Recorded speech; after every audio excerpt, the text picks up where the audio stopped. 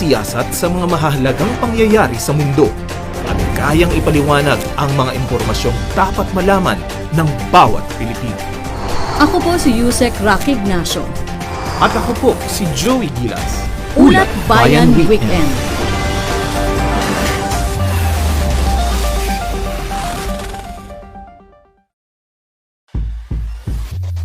It's not about the flash or the spin. It's about shining the light on the real numbers. People, technology, trends. If people are talking about it, we're on it. We give you context, balance, accuracy, even as we follow the trail of development and change. It's news, never sensational, always factual. Catch it at the end of the day here on PTV News Tonight.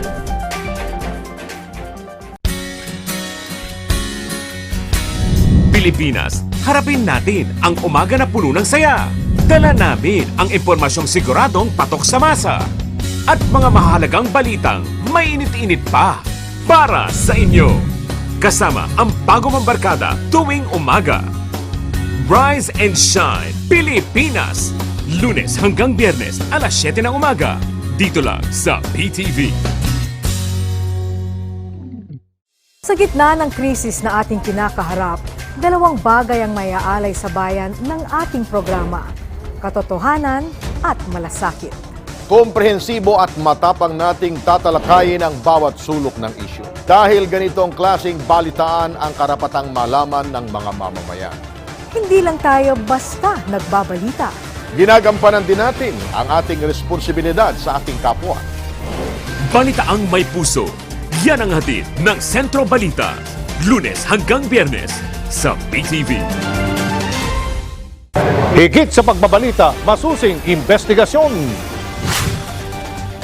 Kung kailangan ng paglilinaw, talakayang napapanahon. Sa pagkalap ng istorya, sumusugod sa aksyon.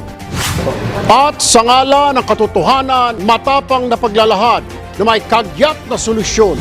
Bendijo, Querer, Santos, Tulfo, Sanib Puwersa para sa dekalibreng balitaan sa Ulat Bayan. Sa bilis ng takbo ng oras, mahalagang mayroong ka mapagkakatiwalaan. Yung patuloy na magbabantay sa mga nangyayari sa bansa at katotohanan lamang ang kinakampihan. Yung sisiyasat sa mga mahahalagang pangyayari sa mundo at kayang ipaliwanag ang mga impormasyong dapat malaman ng bawat Pilipino.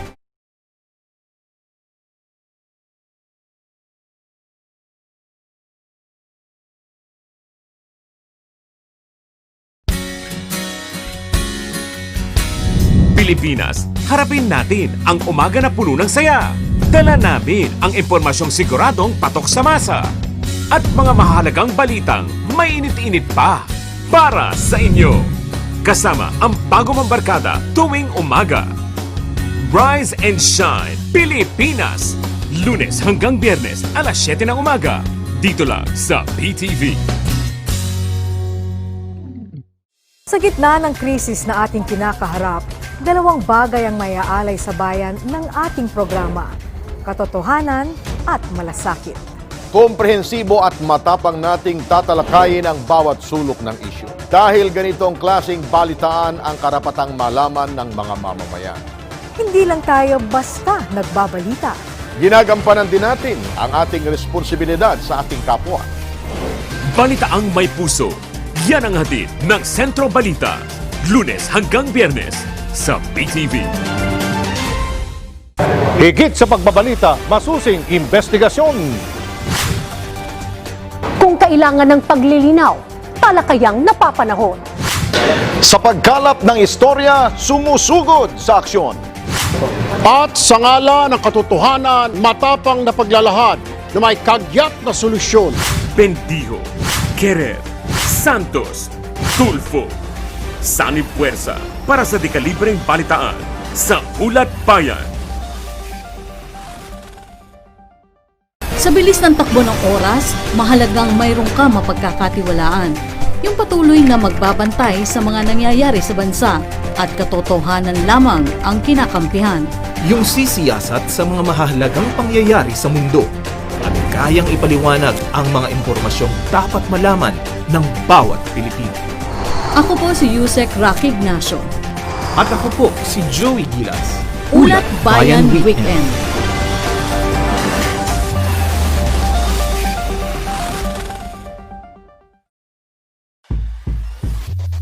It's not about a flash or the spin.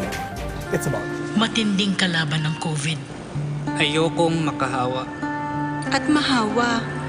Pero kailangan ko na magtrabaho. Kaya di ako magiging pabaya. Di matigas ang aking ulo. Iingatan ko ang aking sarili. Para maingatan ang pamilya ko. Ito ang ambag ko. Ako. Ikaw. Lahat tayo. Sama-sama nating Mayaangat ang bayan. Basta't sama-sama tayo. sa pag-ingat buhay. Para sa ating hanap buhay. Mask, hugas, iwas.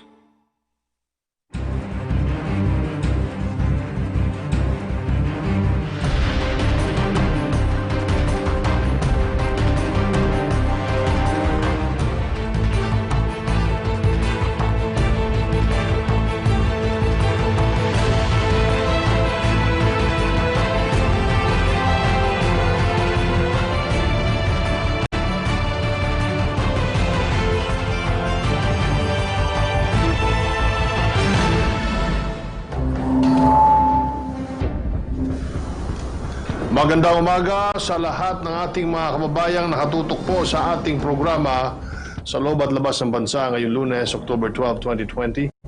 Ako po inyong lingkod, Secretary Martin Andanar mula sa PCOO. Good morning, Rocky.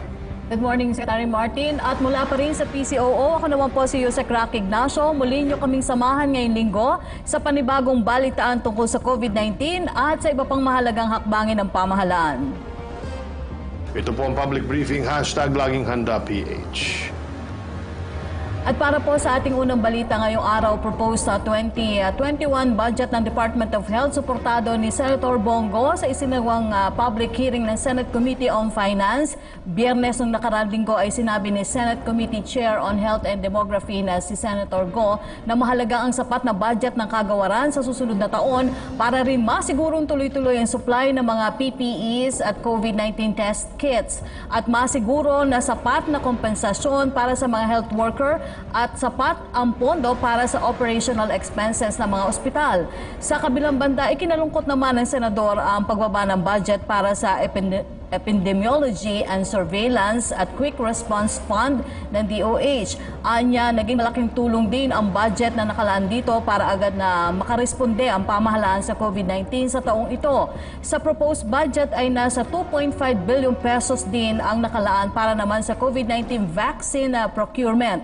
Ngunit ayon sa senador, mukhang hindi ito sasapat lalo pat nasa 3.8 milyong Pilipino ang umaasa sa libreng bakuna. Dagdag pa niya na hindi lang dapat ang pagtugon sa COVID-19 ang ikonsidera sa pag-aproba ng 2021 budget, kundi maging ang pagresponde din sa anumang health crisis na maaari pang dumating sa bansa sa hinaharap.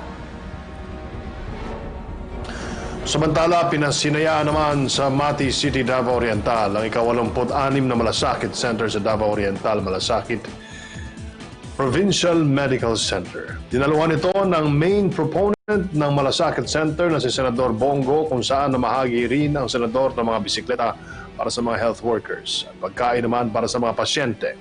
Sa pamagitan ng Malasakit Center, tanging isang form na lang ang kailangan pirmahan ng mga pasyente o kanilang mga kaanak para humingi ng tulong mula sa PhilHealth, DOH, PCSO at DSWD.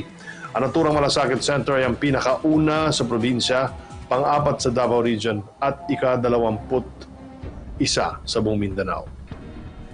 Sa Davao City, muli naman binisita ng opisina ni Senator Bongo ang mga residente ng Barangay 23C na matatanda ang naging biktima ng malakas na monsoon wave noong nakaraang taon. Kamakailan ay muling namahagi ang senador ng pagkain, medicine at food packs, mask at face shields sa nasa 70 residente ng barangay. Habang may mga piling individual naman ang nakatanggap din ng bisikleta, nagbigay rin ng assistance ang National Housing Authority sa pamamagitan ng kanilang Emergency Housing Assistance Program. Nauna ng personal na binisita ng senador ang lugar ilang araw lang matapos ang kalamidad noong nakaraang taon, kung saan nagpaabot rin ng agaran tulong ang DOH, DSWD at DTI noong 2019.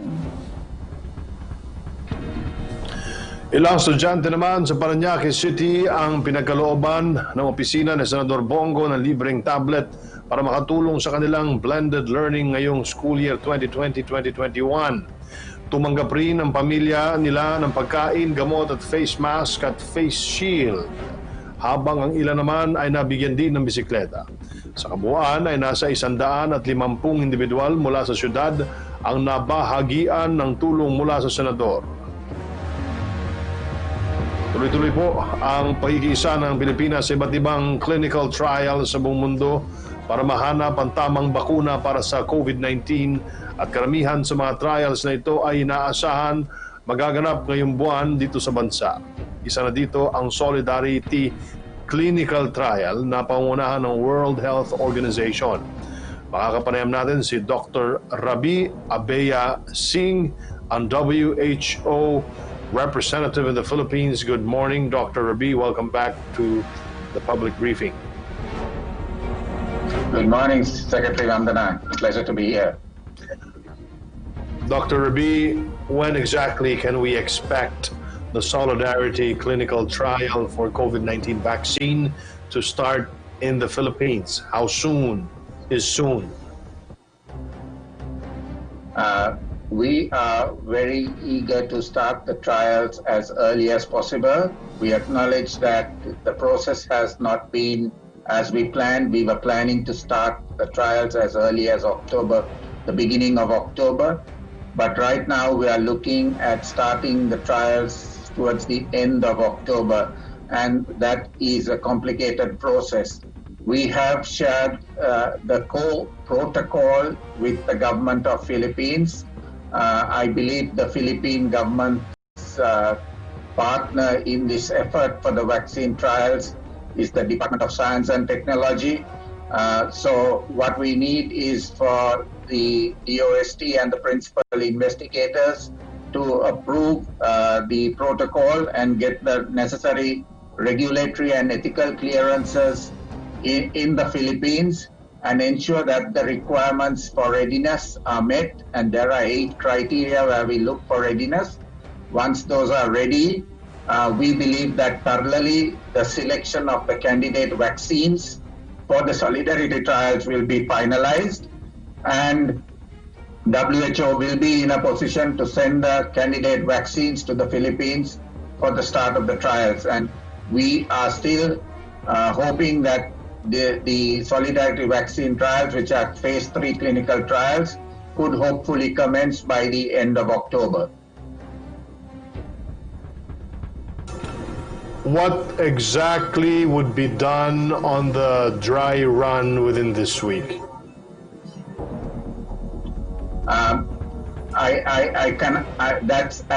That's being coordinated by the DOST and the DOH. So that question will need to be asked by them. WHO is helping with an assessment of the preparedness and readiness for the introduction of the vaccines, and we are hoping that that process will be completed in time for the arrival of the vaccines. But we are still waiting for formal ethical and regulatory clearance from the Philippine government authorities so that we can start with the deployment of vaccines. However, I need to emphasize again that WHO is in the process of finalizing the candidate vaccines that will be used for the solidarity trials. What is good about the solidarity trials is that it's a rolling mechanism. So as vaccines that potentially meet the requirements become available, they could be included in the trials even at a later date. What specific vaccines will be used for this trial, and how many? Have they already been identified and approved by the Department of Health and other agencies concerned, Dr. Rabi? Unfortunately, WHO is still in the process of finalizing which vaccines will be included in the Solidarity trial. We are now looking at 42 vials, products that are in clinical, late-stage clinical trials. Of those, about 8 or 9 are close to meeting the requirements. WHO is working with the respective manufacturers to finalize which will be the final list that will be included in the Solidarity protocols. That list is not final at this point of time. So we are not yet clear which vaccines will be included for the Philippines. Dr. Rabi, have we also identified how many individuals are required to participate in the trials? For the Philippines, WHO was hoping that the Philippines will include up to 4,000 individuals. The Philippines has identified 10 vaccine trial sites, 9 of them in the National Capital Region and 1 in Cebu. The idea is that there needs to be some level of COVID-19 transmission to measure the efficacy of the vaccines. But we've seen a decline in transmission rates in both Cebu and NCR. But we believe that the current levels of transmission are still adequate to trial the vaccines. However, that decision will be made once we have the candidate vaccines to come in.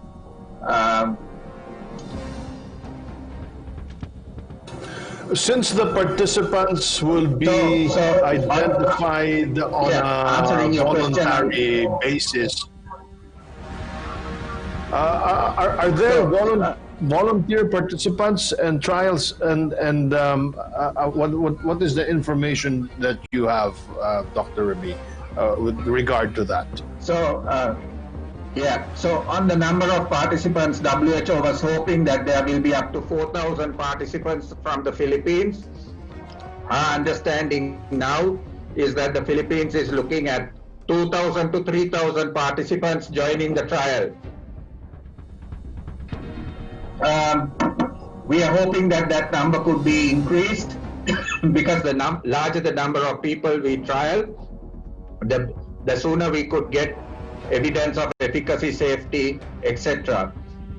The protocol that WHO has currently looks at volunteers between the ages of 18 and 60 years who will be included in the trial.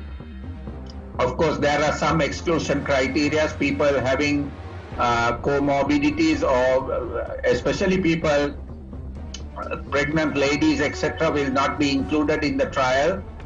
Simply because we are evaluating the safety of the product at this point of time. You mentioned evaluating the safety. Is there a way to ensure the participants of their safety? Will they be monitored individually and diligently?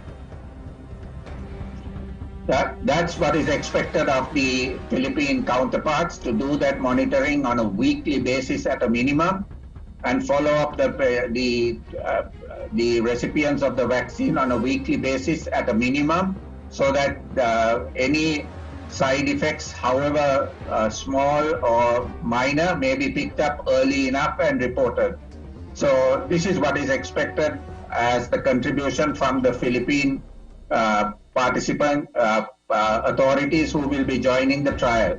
Of course, the Solidarity trials are multi-country, multi-center trials. And the purpose is that it will help us to include a large number of patients. We are looking at up to 60,000 patients who could be included, so that we can have the evidence of efficacy and safety early in the phase 3 trials. In September, the DOST, or Department of Science and Technology, earmarked a total budget of 89 million pesos for the Solidarity trial, as confirmed by the Department of Health. May we ask Dr. Rabi, why a budget as this is necessary for the trial?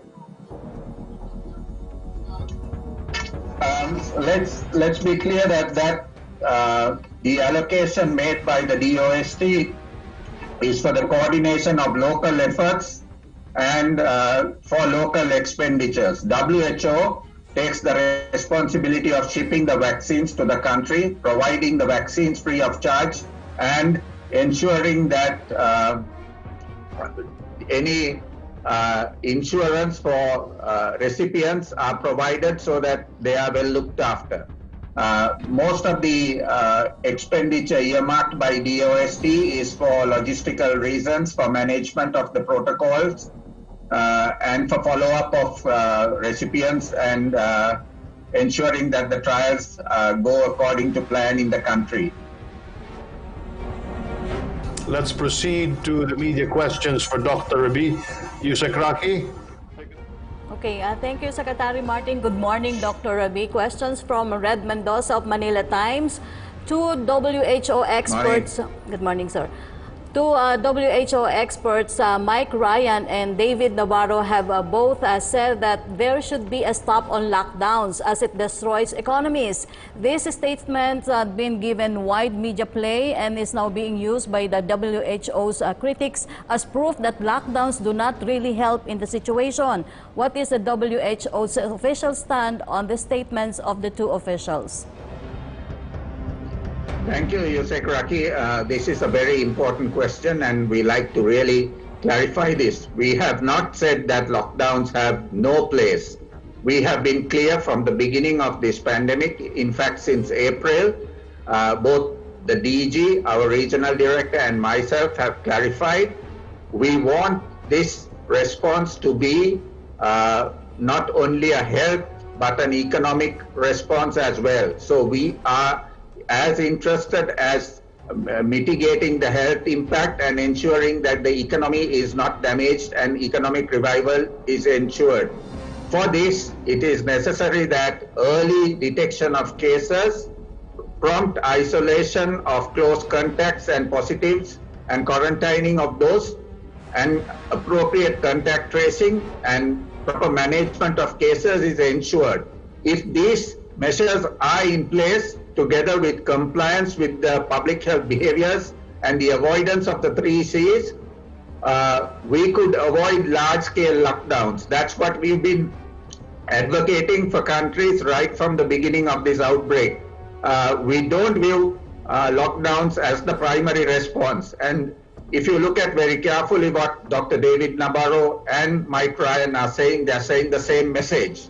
We don't view large lockdowns as the primary response. The primary response should be a public health response. And when this fails, when the health systems are being overwhelmed, it is necessary to use lockdowns as a last resort. That is what we have been advocating right from the beginning. The early lockdowns help the countries to expand their capacities and be better prepared to deal with surges in cases. That's why we are seeing low mortality in the Philippines. And we are seeing increased diagnostics because the diagnostic capacity was increased. But we have not at any stage advocated that large-scale lockdown should be the primary response. This is very clear. So there is no actual flip or change in our position. We have always been advocating the same position. Yes, Dr. Rabi, the WHO has announced that some low and middle income countries will receive antigen test kits funded by the Gates Foundation. Is the Philippines one of those countries who will receive those kits? Thank you again, Yusek Raki, for the question. The question is important because there are many countries that still don't have capacity for RT-PCR testing. WHO has been clear that the antigen tests have significant limitations. Their capacity is limited to detecting patients with high viral loads in the upper respiratory tract. So using antigen tests will mean that a significant proportion of positive cases are missed, but this is a measure that will help low and middle income countries that don't have capacity for RT-PCR to have some kind of diagnostics. That is why WHO is advocating for those countries to use antigen tests in the absence of capacity for RT-PCR and not as a replacement for RT-PCR. I hope that is clear. Questions from Christine Sambilio of ABS-CBN. What can the WHO say about the fact that the Philippines is now in the top 20 countries with the most number of COVID-19 cases and that our positivity rate is still above the 5% benchmark of the WHO? This despite a reported declining trend in the number of cases. So, the number of cases reported in a country is dependent on its population size and its capacity to detect. So if you look at the Philippines has, from a population perspective, I believe the 12th or the 13th largest population among countries in the world. And from a testing capacity, a significant higher testing capacity than many other countries in this part of the region. So if you look at it, the fact that the Philippines is reporting a large number of cases and is listed as the 20th country with the most number of cases does not actually translate to high incidence at a population rate. So we have to be careful in interpreting data and not pick and jump to wrong conclusions. This is critically important. You have to look at it from a comprehensive perspective. What capacity do we have? How good are we at reporting, and what is the population rate of infections we are seeing? And in this respect, the Philippines has a significantly higher population testing rate than many other countries, and equally importantly, a much lower proportion of fatal cases than many other countries in the region. What is your recommendation for the Philippines to improve its COVID response? Again, I want to sound, I don't want to repeat the same message, but it is largely the same message. We need to ensure that we have consistent messaging from the government, from the media, from the private sector, recognizing the importance of the three key public health behaviors that WHO has been advocating right from the beginning of this pandemic: hand hygiene, respiratory etiquette, physical distancing. Couple these three key public health behaviors with the avoidance of the 3 C's. Avoid crowded, congested, closed places so that you minimize your risk of infection. And as we recognize the need to bring back the economy, we need to carefully calibrate these measures so that we don't allow for a significant increase in transmission again, as we've seen in many other countries now in Europe and North America, who relaxed completely their compliance with the measures and are now experiencing again a significant surge and a need for large-scale lockdowns. The secret of success is to balance these measures and ensure a smooth and gradual opening of the economy while controlling the pandemic till we have effective vaccines and therapies at our disposal. Dr. Rabi, question from Marichu Villanueva of Philippine Star. Can you clarify, Dr. Rabi, which does WHO protect, the volunteer participants of a solidarity test or the COVID-19 vaccine being tested? Sorry, can you repeat that question? From Marichu Villanueva of Philippine Star, her question, can you clarify, Dr. Rabi, which does WHO protect, the volunteer participants of solidarity test or the COVID-19 vaccine being tested? We are interested in the patient welfare. So if the vaccine is being tested on volunteers, our focus will be on protecting them. We want transparent sharing of information. That's why we are advocating that the vaccine trials are multi-center, multi-country, so that there is open access and sharing of information about the actual efficacy and safety profile of the products. And our core mandate is to protect the health of people and we have not changed that up to date. Question from Joseph Morong of GMA7. How far along is the WHO as far as the Solidarity trial is concerned? Any vaccine that is emerging to be a runner to be used in the global tests? That's a good question. There are, I believe, 2 or 3 candidate vaccines that are being reviewed very closely. But as I already mentioned, no final decision has been made. And in the absence of that decision, I am unable to mention which vaccines have been shortlisted or selected. I appreciate your understanding. What is your comment on the Philippines being number 18 with most cases in the world? Does it mean that the strategy against COVID is not effective? By number of cases, you may be number 18, or I believe it's number 20. I'm not quite sure. But if you look at and that number of cases is a reflection of how much you are testing. But the key issue is how many people are dying. And if you look at from the proportion of fatal cases, I believe that the Philippine response has been very proactive and very good in controlling this pandemic. Of course, it is still early. We need to ensure that we comply with all of the protocols that we've been following and ensure that we continue with that process, because if we tend to relax and become complacent, we run the risk of having another surge of cases. And as we haven't really zeroed and flattened the cases, we need to continue to stay vigilant and continue to increase our preparedness and response capacities, not only here in the National Capital Region and Metro Manila, but even beyond in other provinces where we are seeing small upsurges in cases now.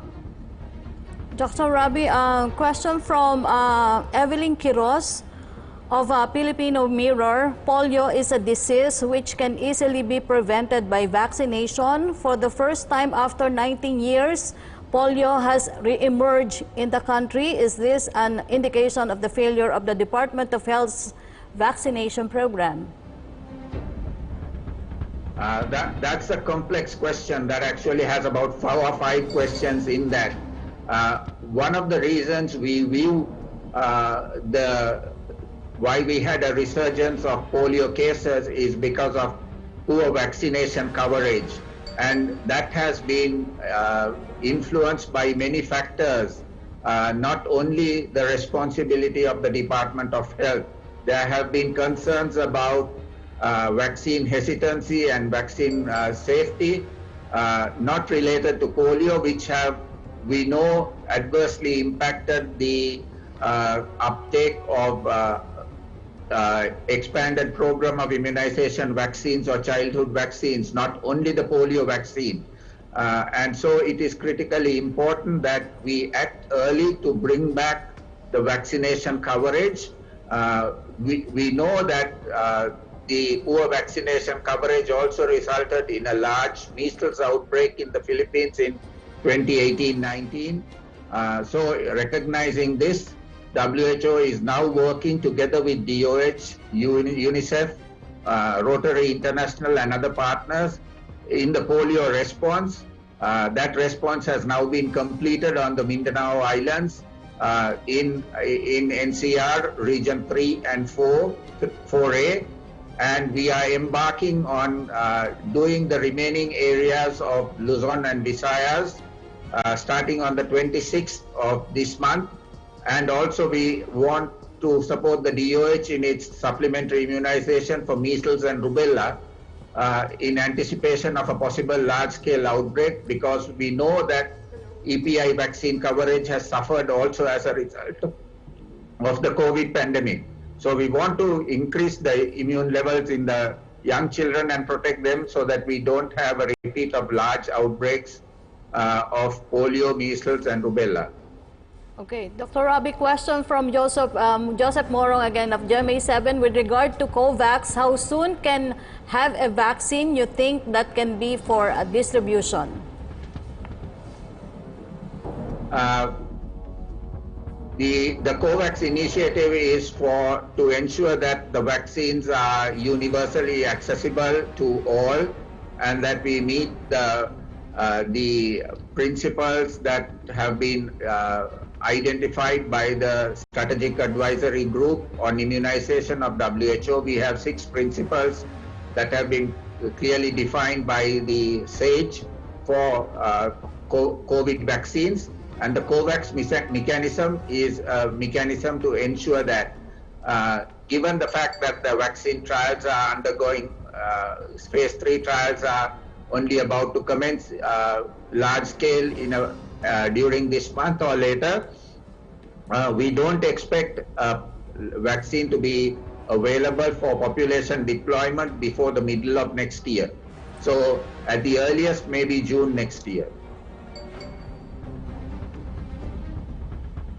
Thank you, Undersecretary Rocky. Lastly, Dr. Rabi, your message for the Filipinos who are continuously facing and battling this pandemic. From the beginning, we have been giving one message. This needs to be a comprehensive, coordinated message across government, different levels of government, across private sector, and across the community. We need to work together. We need to work together to ensure that there is compliance with the basic public health behaviors that we have mentioned. We need to ensure that the physical distancing is maintained. This is critical to interrupt the transmission of the virus.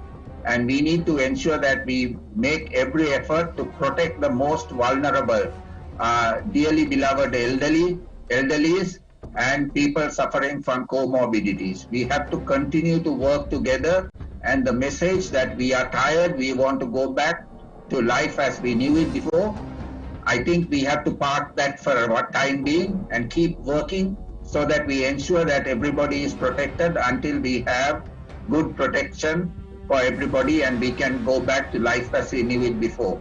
This is the new normal. We have to recognize that these behaviors are critical and important in this time, and that we maintain all of those behaviors to ensure that our efforts at protecting the most vulnerable continue to give fruit while we ensure that the economy gradually opens up and we minimize the suffering brought about by economic hardships for people in the most vulnerable categories.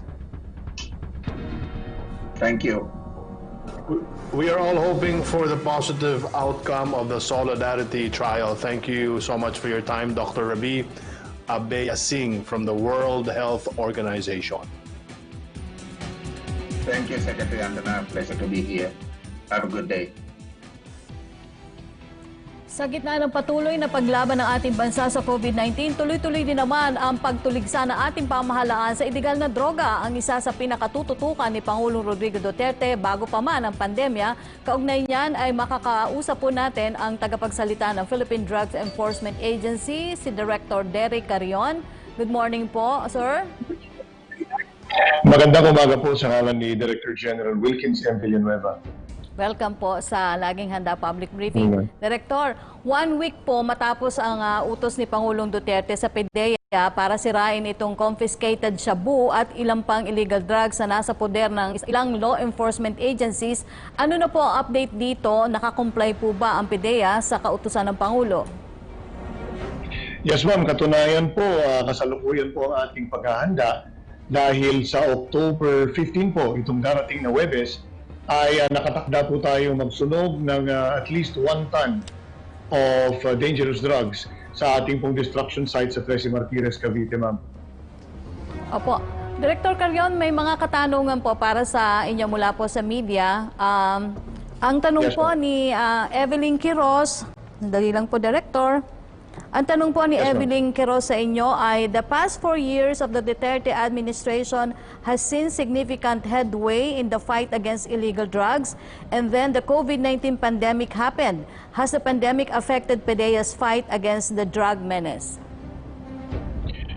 Well, nakikita naman po natin mula nung sinimulan yung pinaigting na kampanya laban sa illegal na droga, talagang tumaas po yung bilang ng ating anti-drug operations conducted, persons arrested, cases filed, and volume and value of drugs confiscated.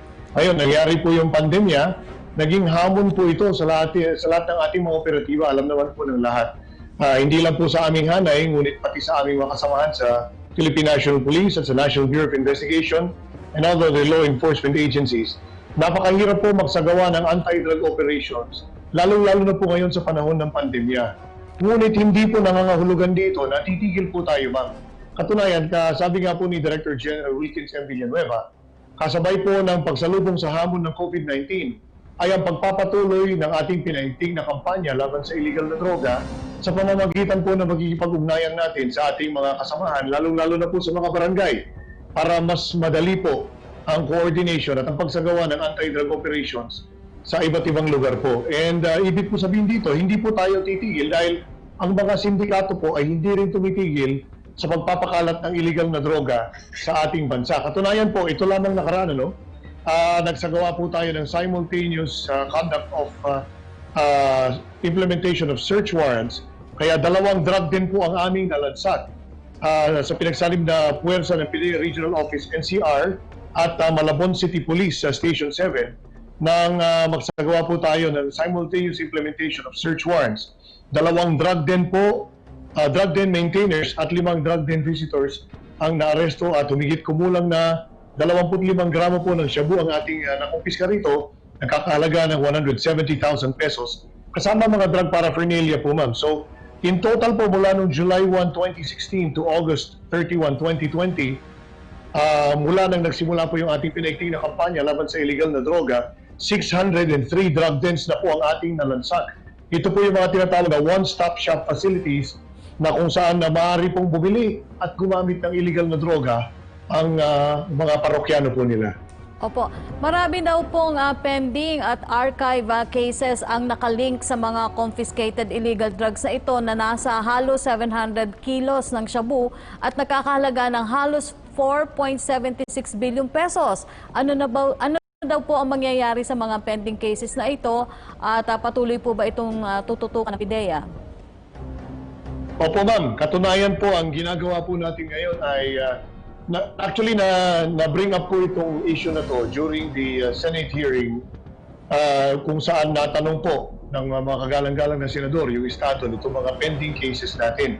So ang naging action taken po rito ni Director General Wilkins M. Villanueva ay sumulat po tayo ng liham sa kagalang-galang na Secretary of Justice po natin, Secretary Melardo Guevara, at humingi po tayo ng tulong, ma'am, upang yung mga handling prosecutors po dito sa mga pending drug cases na ito ay magkaroon po ng concurrence or sumang-ayon or tulungan pa tayo maghain ng motion dun sa iba't ibang korte. Kasi yung iba po may nakahain ng motion and then the others, we need a concurrence to the motion for the conduct of ocular inspection, the taking of representative samples, at ang eventual po na pagbigay ng court order for destruction nitong mga cases po na nakabinbin ngayon sa iba't ibang korte, kasama na rin po yung mga pending cases na archived and under automatic review. Actually, ma'am, to correct the figure, ang total po rito is something like 540.6 kilograms of shabu. At definitely po sisikapin po namin makuha yung mga kaukulang court orders po dito upang maisama po natin sa ating impending destruction on October 15. Pero totoo po ba na meron pa rin kayo mga undestroyed drug evidence as far back as 2010 at gaano karami po yung confiscated drugs na hanggang ngayon po ay naghihintay pa rin ng court order for disposal? Yes, ma'am. Katunayan po ang current inventory natin is at 2.82 tons of illegal drugs. Ang total value po updated po ito, ma'am, kasi noong nakaraang linggo 14 billion yung estimated value ng nasa kustodiya po natin.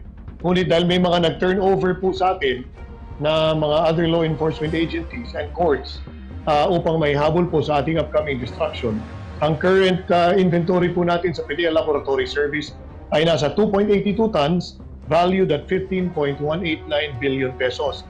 Ma'am, ipaliwanag lang po natin kasi in fact katatapos lang po ng ating destruction of dangerous drugs. Nung pagkatapos pong umupo ni Director General Wilkins M. Villanueva, nagsagawa po tayo ng joint destruction of dangerous drugs kasama po ang Philippine National Police nitong August 21. Ito lang po, very recently, kung saan ang halaga po nito ay 13 point something billion, more than 13 billion pesos worth of illegal drugs, weighing more than 1 ton. Kung saan ang bulk po nito ay mula sa Philippine National Police and about another 800 kilos, actually 2 tons po, more than 2 tons, 800 kilos po mula sa PDEA. So 13 plus billion po yan. Ngunit dahil po may mga patuloy po tayong large volumes of confiscation of illegal drugs, kapag nababawasan po yung inventory natin, may pumapasok naman pong panibago. Kaya sa pananaw po ng mga karamihan, parang hindi nauubos yung illegal na droga. Ito po ay dahil patuloy po ang kampanya natin and resulting in huge volumes of confiscations of illegal drugs. Ngunit makakaasa po ang buong sambayanan na patuloy po nating gagampanan ng ating panunungkulan, hindi lang sa operations, ngunit pati po yung pag-follow up ng mga kaukulang orders upang eventually po ay masunog na po natin itong mga illegal na droga na nasa ating kustodiya.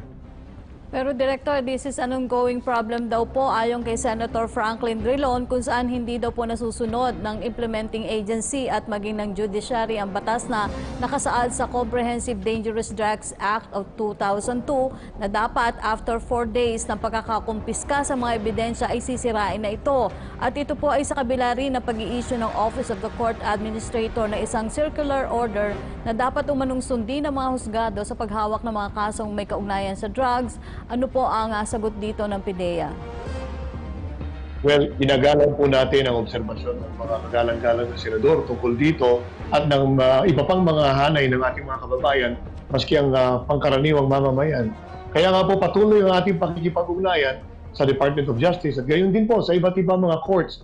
Mabuti nga po ma'am at nag-issue po ng tinatawag din po ng Office of the Court Administrator Circular number 118 series of 2020 kung saan po ay pinagbigay utos po ni Honorable Court Administrator Justice Jose Maidas Marquez na siya po palang panauhing pandagal natin noong nakaraang August 21 destruction, strongly advising the different courts na may jurisdiction po dito sa mga kaso involving 5 kilograms and up na kaagad-agad pong sundin ang mga provisions po ng Republic Act 9165, particularly po ang Section 21 as amended by Republic Act 10640 upang matanggap na nga po or makuha na po namin ang court orders for destruction at nang eventually po ay ma-execute namin ang court orders na sa pagsunog po nito mga bulk pieces of drug evidence na nasa kustodiya po namin at gayon din sa kustodiya ng iba pang law enforcement agencies tulad ng PNP at ng NBI. Batid po natin ang challenges dito sa paggulong po ng wheels of justice dahil nga po kapag gumugulong ang isang kaso sa illegal na droga, nangyayari po dyan, siyempre pag naghain ng motion, yung Defense Counsel ay doon po nagkakaroon ng pansamantalang delay doon po sa proseso ng ating pagtanggap ng mga court orders. Ngunit patuloy po nating patuloy tayo makikipag-ugnayan sa iba't iba pong mga prosecutors at kayo din po sa korte upang makuha na po natin yung mga kaukulang papeles. Okay, maraming salamat po sa inyong panahon, Director Derek Carrion ng PDEA. Stay safe po, Director. Maraming salamat po sa ngalan po ni Director General Wilkins Villanueva. God bless po sa inyo, ma'am. Thank you very much. Maraming salamat po, Director. Samantala, kahapon, October 11, 2020, ay nakapagtala ang Department of Health ng 339,341 total confirmed cases ng COVID-19 sa bansa matapos itong madagdagan ng 2,502. 293,075 naman ang kabuuang bilang ng mga gumaling na kahapon ay nadagdagan ng 17,057 habang 83 ang nadagdag sa mga nasawi. Nasa kabuuan ay nasa 6,329 na. Kapansin-pansin sa ating line graph na taas-baba ang kasong naitatala sa kada araw, makikita rin na hindi pa bumababa sa 2,000 po ang COVID-19 cases na naire-report sa nakalipas na isang linggo. Sa NCR pa rin po naitala ang pinakamataas sa kaso kahapon na umabot sa 782 cases. Sumunod naman ang Rizal na nakapagtala ng 141 new cases. Ang Laguna ay nasa ikatlong pwesto na may 128 na bagong kaso. Sumunod naman ang Cavite na may 125 cases at panglima ang Bulacan na may 119 new cases. Tulad ng ating naiulat, tuwing Lunes ay malaki ang ibinaba ng active cases dahil sa mataas na bilang ng recoveries tuwing Linggo. Kung last week ay nasa 14%, ang active cases bumaba na ito sa 11.8%, katumbas ito ng 39,945 cases. Sa bilang na ito, 3.9% ay critical, 1.8% ang severe, 11.2% ang walong sintomas, at malaking bahagi o 83% ay mild cases lamang.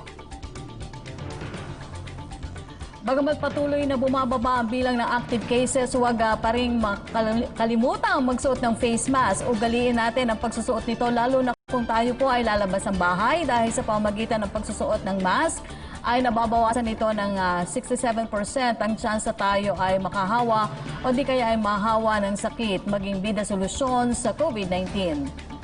Para po sa inyong mga katanungan at concerns tungkol sa COVID-19, maaari niyo pong i-dial ang 02894-COVID o kaya ay 02894-26843. Para naman sa mga PLDT Smart Sun at TNT subscribers, i-dial ang 1555. Patuloy rin kayong makibalita sa mga pinagkakatiwalaang sources ng impormasyon tungkol sa COVID-19. Maaari niyong bisitahin ang covid19.gov.ph. Puntaan natin ang mga balitang nakalap ng ating mga kasamahan mula sa Philippine Broadcasting Service. Hatid sa atin ng John Mogol. Take it away, John. Yes, maraming salamat, Sec Martin, sa ating pong mga balita. 5th Infantry Division, Philippine Army at Isabela State University nagkasundo para sa mas mabisang contact tracing kumpara sa kasalukuyang manual recording na ginagawa sa lalawigan ng Isabela. Mula Tuguegarao, narito ang balita ni April Jane Salukon. COVID Radio. Hashtag Laging Handa. Radyo Pilipinas Special Coverage. Lumagda sa isang kasunduan ang Isabela State University at 5th Infantry Division Philippine Army para sa mas mabisang contact tracing sa mga close contacts ng mga nagpositibo sa COVID-19. Ang sistema ay tinawag na Health Guard System na inilunsad kamakailan para makatulong sa contact tracing sa probinsya ng Isabela. Nabatid ng nasabing sistema ay mas mabisa kaysa sa ginagawang manual recording sa kasalukuyan kung saan kakailanganin lamang ang mobile number at address ng isang individual at dito ay malilimitahan nito ang galaw ng bawat isa.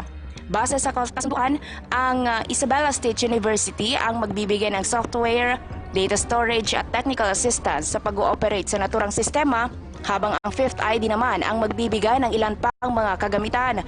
Ayon kay Dr. Rickmar Aquino, ang president ng Isabela State University, nakaisa ang kanilang universidad para mapigilan ang pagkalat ng COVID-19. Samantala, kasabay ng MOA signing ay ang pagpasok din sa isang kasunduan ng ISU, ng 5th ID at ng Department of Agriculture o DA Region 2 o tinawag na Team Isuda 5th ID para mailapit ang agri-based technology sa mga lugar na apektado ng insurensiya. Ang agri-based technology extension project ay isang konsepto na maghahatid ng mas mahusay na pamamaraan upang mapalago ang agrikultura sa pamamagitan ng paggamit ng makabagong teknolohiya. Manipo dito Tuguegarao City, 19 April, sa Lukon para Radyo Pilipinas. Samantala, pagtitinda sa temporary market site ng Tandag City sa Surigao del Sur, pinalawig ng mga kinauukulan habang patuloy pa ang contact tracing sa public market ng nasabing lungsod. Narito naman ang balita ni John Cuadrasal. COVID Radio. Hashtag Laging Handa. Radyo Pilipinas Special Coverage. Pinalawig ng lokal na pamahalaan ng Tandag City ang operasyon sa temporary market site dito habang pansamantalang isinara at hindi pa natatapos ang contact tracing sa Tandag City Public Market. Isinailalim simula Setyembre 25 sa Restrictive Perimeter Control ang Tandag City Public Market sa bisa ng Executive Order No. 33 ni Tandag City Mayor Roxanne Pimentel bilang hakbangin sa pagpigil sa pagkalat ng COVID-19 sa lungsod nang may magtitinda na nagpositibo sa sakit. Ayon kay Dr. J. Escandor, Market Supervisor ng Tandag City, habang patuloy pa rin ang contact tracing at hindi pa tiyak ang kaligtasan sa public market, pinalawig ang pagtitinda sa naturang temporary market site sa Vicente L. Pimentel Boulevard ng lungsod. Ani Dr. Escandor, ipinasailalim sa rapid test ang tinatayang 350 na mga magtitinda ng Tandag City Public Market kung saan 167 sa kanila ang nagpositibo at inilagay sa quarantine facility ng lungsod. Binigyang diin naman ng market supervisor na habang nananatiling bukas ang temporary market site ng lungsod, tinitiyak ng kinauukulan na makiiwas sa mga dumadayo dito sa banta ng COVID-19 tulad ng paghingi ng rapid test na may negative result result mula sa mga magtitinda at pagpapatupad ng mga health and safety protocols kontra COVID-19. Gikan diri sa Tandag City, kini si John Cuadrasal, Radyo Pilipinas. Sec Martin, yan po ang mga balita mula sa ating mga reporters dito sa Radyo Pilipinas. Balik po sa inyo ni Yusek Rocky. Maraming salamat, John Mogol. Alamin naman natin ang pinakahuling balita mula sa PTV Cordillera kasama si Eddie Carta. Yes, na imbag nga bigat, Secretary Martin, Yusek Rocky, smooth sailing at saka walang naging hadlang sa pagpapatupad ng blended learning sa unang linggo dito sa lungsod ng Baguio. Kasabay na rin, Secretary at saka Yusek Rocky, itong paglilibot, inspeksyon na pinangunahan mismo ni DepEd Undersecretary Alain Ray Pascua at si Mayor Benjamin Magalong sa mga paaralan dito sa lungsod ng Baguio. Mismo ni DepEd Baguio Assistant Schools Division Superintendent Christopher Benigno na dahil sa kontribusyon at tulong ng mga stakeholders ang siyang pangunahing daan at susi sa matagumpay na pagpapatupad ng blended learning sa unang linggong pasok ng mga mag-aaral dito sa City of Pines, na kung saan mas pabor ang nakararami sa printed modular learning delivery modality dito sa Cordillera Region. Sa mga guardians at parents po natin na sila po ay partner natin sa pagpapatuloy ng edukasyon, dapat po ay magtulong-tulungan po tayo para mapangalagahan ang ating edukasyon. Dagdag pa ng nasabing opisyal na malaki ang suporta ng FPTA Parent Academy sa Baguio na siyang katuwang nila ngayong new normal sa pagpapadala ng mga modules at pagsasagawa rin ng mga lectures. Pinangunahan naman ni DepEd Undersecretary Alain Del Pascua at Baguio City Mayor Benjamin Magalong ang inspeksyon sa ilang mga DepEd DPWH implemented projects, kasabay sa pagpuna ng ama ng lungsod sa ilang mga nakitaan ng substandard na patrabaho. Samantala, nagpasalamat naman ang prinsipal ng Baguio City National High School, Brenda Carino, na siyang may pinakamalaking populasyon na mag-aaral sa Cordillera sa pakikisa ng mga magulang at mag-aaral sa pagsunod sa mga alituntuning sinasaad ng blended learning.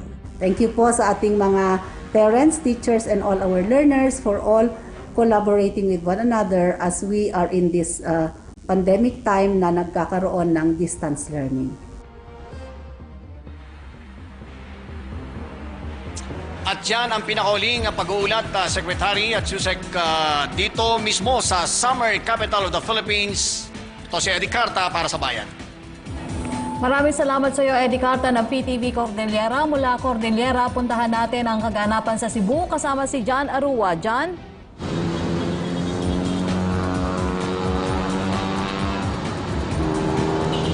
Yusek Rocky at Secretary Martin, mayong buntag, nasa mahigit 30 individual ang sasampahan ng kaso ng Cebu City Police Office matapos na nahuli sa akto na nag-iinuman sa loob ng nightclub.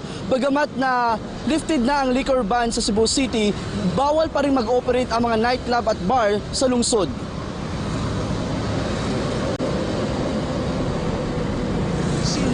Mga pulis ang nightclub na ito sa Cebu City matapos na huling nag-iinuman ang mahigit 30 individual. Agad na inaresto ng mga pulis ang lahat ng mga nasa loob ng trademark bar, kabilang na ang mga dayuhang customer at manager ng naturang nightclub. You go with us. You go with us. We will recommend for this establishment to be closed. You are not following instructions by the local government.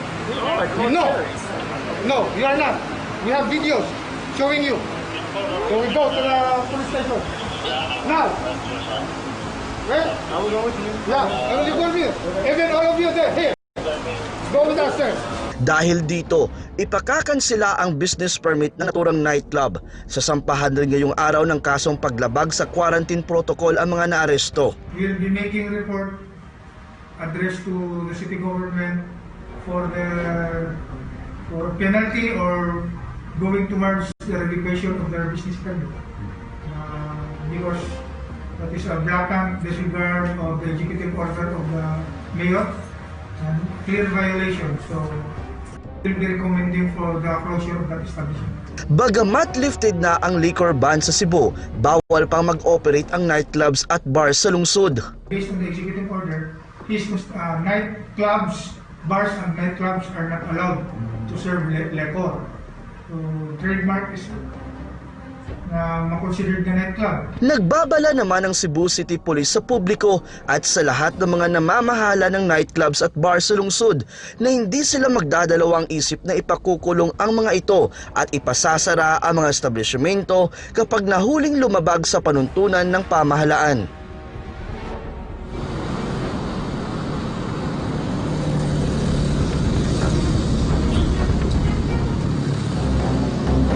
Yusik Rocky, paulit-ulit na panawagan ng Cebu City Government sa publiko na seryosohin ang mga ipinatutupad na panuntunan upang maiwasan na bumalik ulit ang lungsod sa mas mahigpit na enhanced community quarantine. Mula dito sa Cebu, John Arua para sa Bayan.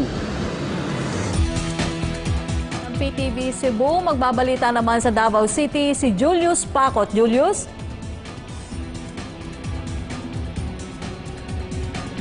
Mayong udto, Yusek Rocky, dahil nga sa pagtaas ng bilang ng mga pasyente ng COVID-19 na na-admit dyan sa Southern Philippines Medical Center ay inimungkahi ng DILG Region 11 ang mga LGU sa Davao Region na magpatayo ng kanilang mga sariling mga isolation facilities. Yusek Rocky, ito ang inimungkahi ng nasabing ahensya ang pagpapatayo nga ng kanilang sariling isolation facility sa bawat lokalidad sa rehiyon para maiwasan ang pagdami ng mga pasyente ng COVID-19 na na-confine dyan sa SPMC. Ayon kay Department of Interior and Local Government o DILG Region 11, Regional Director Alex Roldan, na nakakabahala na ang pagdami ng mga pasyente ng coronavirus disease o COVID-19 sa Southern Philippines Medical Center dahil nga sa lahat ng mga COVID patient dito ay dinadala kung saan ito ay isa sa pinakamalaking pasilidad dito sa rehiyon. Dagdag nito na marami na ring mga pasyente mula sa karatig rehiyon ang dinadala rin dyan sa SPMC. Sa kasalukuyan, base sa datos ng DOH-11 ay nasa danger zone na ang bed capacity ng SPMC. Kaya maiwasan na ang pagkapuno ng nasabing pagamutan kung ito ay may sariling isolation facility ang lahat ng mga LGU sa Rehiyon 11. Lalo-lalo kung saan doon nga i-admit ang mga asymptomatic. As of October 11, 2020, ay ang ICU bed ng SPMC ay nasa 87.88% na ang occupancy rate nito matapos okupahin na ang 29 beds sa 33 beds capacity ng ICU rooms dyan sa SPMC. 94.33% naman ang occupancy rate ng ward beds dahil okupado na ang 233 beds sa 247 beds capacity ng ward beds para sa mga pasyente ng COVID-19. Yusek Rocky, COVID-19 update naman tayo dito sa buong Davao Region. Kahapon nga ay nasa 76 sa mga kumpirmadong kaso ng COVID-19 ang nadagdag sa buong rehiyon. Kaya pumalo na sa 3,610 ang naitalang kumpirmadong kaso ng COVID-19 sa buong Davao Region. Sa bilang na yan ay nasa 691 naman ang active cases. Nasa 25 naman ang nadagdag na mga nakarecover sa nasabing sakit. Kaya umakyat nga sa 2,801 ang nakarecover sa nasabing virus sa buong Davao Region. Pero ang bad news naman ay merong 4 na nadagdag na namatay sa nasabing virus sa Davao Region kung saan nasa 180 na ang naitalang namatay dahil sa COVID-19 sa buong Davao Region. Yusek Rocky, yan muna ang latest mula dito sa Davao City. Julius Pacot para sa Bayan.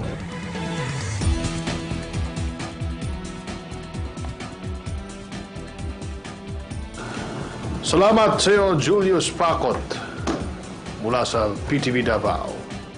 Samantala, Secretary, pasalamatan na rin natin ang ating mga partner agency para sa kanilang suporta sa ating programa at maging ang kapisanan ng mga broadcaster ng Pilipinas. Salamat din po sa Filipino Sign Language Access Team for COVID-19. Mabuhay po kayo. At dyan po nagtatapos ang ating programa sa araw na ito. Ako po yung lingkod, Secretary Martin Andanar mula sa PCOO. At ako naman po si Yusek Rocky Ignacio, Secretary, 74 days na lang at Pasko na. Talagang malapit na, ano? Kailangan magdasal para tayo po ay mag-survive. Hanggang bukas pong muli dito sa public briefing, #LagingHandaPH.